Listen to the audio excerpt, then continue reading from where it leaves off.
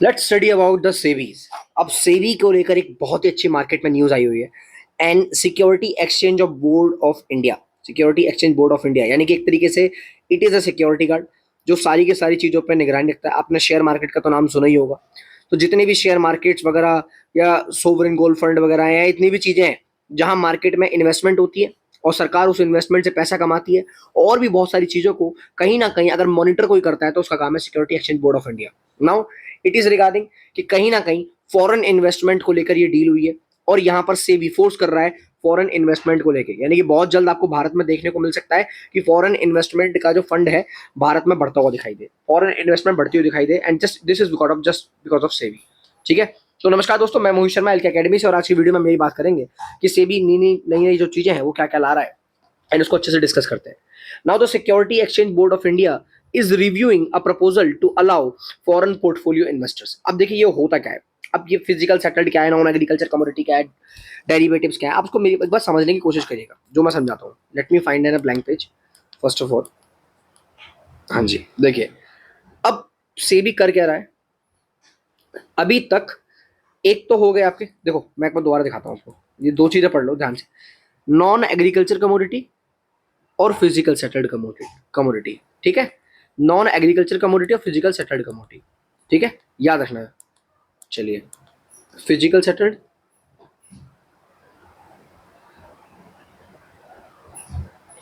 Non agriculture commodity. ठीक है जी। एक तो ये हो गया, एक हो गया आपके कैश में, cash settled, non agriculture commodity. अब कंडीशन देख चलना। अब क्या होगा कि मान लो किसान ने अपनी फसल बनाई, मान लो 4,000 रुपए टन गेहूं बेचने के लिए किसान ने बोला, क्या चीज, वीट को। ठीक है जी। ये फार्मर ने बोला, फार्मर को मतलब बोला मुझे इतने में बेचना है। आपने बहुत बार मार्केट में देखा होगा कि गेहूं के दाम गिर जाते हैं, वो 3,000 2,500 हो जाते हैं जिस टाइम पर, जैसा कि अभी महाराष्ट्र के अंदर प्याज को लेके हो रहा है। तो इस टाइम पर कोई फॉरेन पोर्टफोलियोज की बात करें, कोई फॉरेनर आएगा, कोई फॉरेनर कंपनीज आएंगी, और वो फॉरेन कंपनी आके क्या करेगी, इनसे प्राइस फिक्स कर लेगी। सर 1 साल तक हम आपसे गेहूं परचेस करेंगे और हम आपसे करेंगे 4,200 रुपए पर टन में। अब अगर मान लो इस गेहूं को हम बेचते हैं 5,000 में, 6,000 में, 7,000 में, 3,000 में, 2,000 में, वो सब हमारी जिम्मेदारी है, यानी कि इस कंपनी की जिम्मेदारी है। इस किसान का क्या हो गया, प्राइस फिक्स हो गया। Now this is the most important factor जिसको हम इंक्रीज करने की बात कर रहे हैं। अब तक ये जो था सारा का सारा कैश सेटल्ड मेथड में था, यानी कि मान के चलो अगर मुझे ऑयल चाहिए, क्रूड ऑयल चाहिए, मतलब अब तक जितना भी सारा काम होता था ना, क्रूड ऑयल और नेचुरल गैसेस को लेकर होता था खाली बस। अब हम गोल्ड और बहुत सारी चीजों में अपना कारोबार बढ़ाने जा रहे हैं। मेरी बात ध्यान से समझिएगा, बहुत इंपॉर्टेंट टॉपिक है। मान लो मैंने क्रूड ऑयल परचेस किया, मान लो पूरा एक बैरक है पूरा क्रूड ऑयल का, वो परचेस किया। अब उसका प्राइस मैंने इनसे फिक्स किया था 7,000 में, मार्केट में उसके प्राइस हो गए 8,000। कितने हो गए जी, 8,000। तो 1,000 रुपए का प्रॉफिट है। अब जो कंपनी ने फिक्स किया था, तो उनको पता है उनको ऑयल नहीं मिलेगा ना, ऑयल नहीं मिलेगा। अब उनको क्या मिलेगा, अब उनको क्रूड ऑयल की जगह उसका पैसा मिल जाएगा। ये होता था पहले।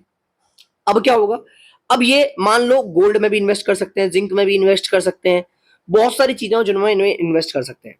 जिसमें भी ये इन्वेस्ट करना चाहते हैं और जिसमें भी ये इन्वेस्ट कर सकते हैं, उस जगह पे ये इन्वेस्ट करेंगे। और मान लो अगेन यहाँ प्रॉफिट होता है इस कंपनी को 8,000 का, 9,000 का।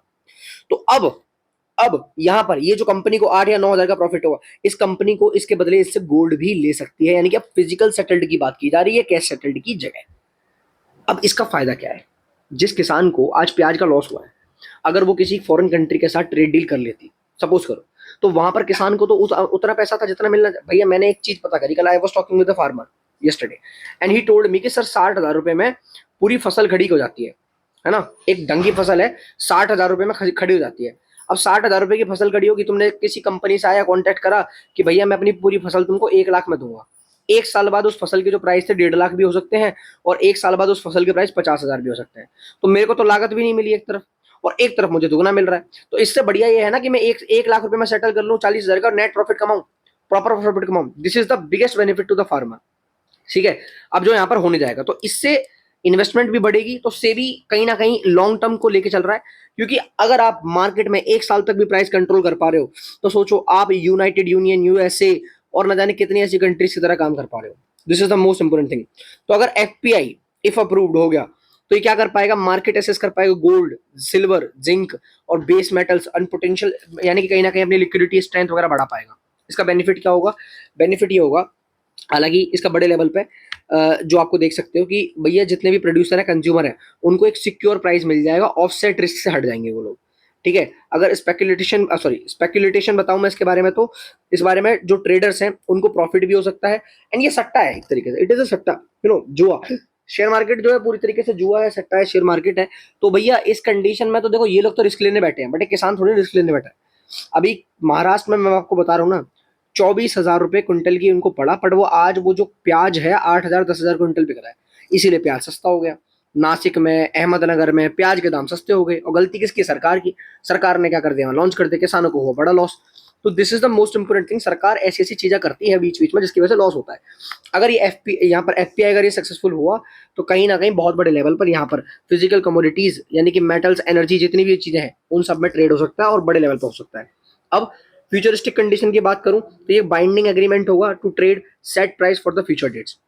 एंड इसकी जगह अगर मैं ऑप्शन बताऊं, right not obligations to buy and sell with in a time framework. ऐसा कुछ नहीं है, उसकी मर्जी, वो कभी भी सेल करे कभी भी ना करे। वीट, कॉर्न एंड कॉटन, ठीक है। एनर्जी में क्या आ गया आपका, crude oil, natural gases. Metals में क्या आ गया, gold, silver, copper, aluminium. Now current FPI rules in commodity trading, basically trading. अगर मैं बात करूं अभी कैसी है, cash settled non agriculture contract है, यानी कि क्रूड ऑयल, नेचुरल गैसेज में की जा रही है। बट अब क्या होगा, अब फिजिकल सेटल्ड की बात की जा रही है, जो मैंने आपको बताया, जिनके बारे में मैंने आपसे डिस्कस किया। अब उन सारे मेटल्स में ट्रेड होगा और बड़े बड़े लेवल पे होगा। नाउ जो बेसिक चीजों की बात करी जा रही है, यानी कि FPI is to be permitted the physical settled. FPI मतलब बेसिकली होगा तो वो फिजिकली सेटल्ड गुड्स ले पाएगी, नॉन एग्रीकल्चर कमोडिटीज जैसे कि गोल्ड, सिल्वर, जिंक, जैसा कि मैं आपको बता चुका हूँ। एक सबसे बड़ी बात क्या है कि एक स्पेस वर्क कनेक्ट, अब इसके काम कैसे किया जाएगा, एक अलग स्पेस वर्क बनाया जाएगा, एक अलग विंडो बनाई जाएगी जिस पर सारा सिंगल ऑटोमेटिक विंडो होगी। फॉरेन इन्वेस्टर्स के लिए वो आएंगे और यहाँ पर से भी इसको कंट्रोल करेगा, देखेगा, उस पर वॉच टावर की तरह इसको लुकआउट करेगा। एंड जितनी भी सारी इंपोर्टेंट चीजें होगा, अब भारत इसमें एज ए इंपोर्टेंट की रोल की एज ए ग्लोबल प्लेयर काम कर रहा है, यानी कि स्पेशली गोल्ड, बेस मेटल्स, मैं किसी की बात करूं तो भारत बड़े लेवल पे एज ए ग्लोबल प्लेयर काम कर रहा है। एंड ये भारत के लिए बहुत बड़ी चीज है। तो by SEBI wants FPI in non cash commodities. Reason क्या है, लिक्विडिटी बूस्ट करनी है सेबी को।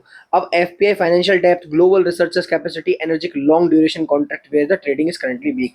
अब मान लो कोई कंट्री है, यही सेम ऑफर उसको दूसरी कंट्री से आए और हमारी से कैश सेटल्ड वाला है, तो वो दूसरी कंट्री जो एक्चुअली जो इन्वेस्टर है वो दूसरी कंट्री की तरफ जाना ज्यादा पसंद करेगा as compare to our country.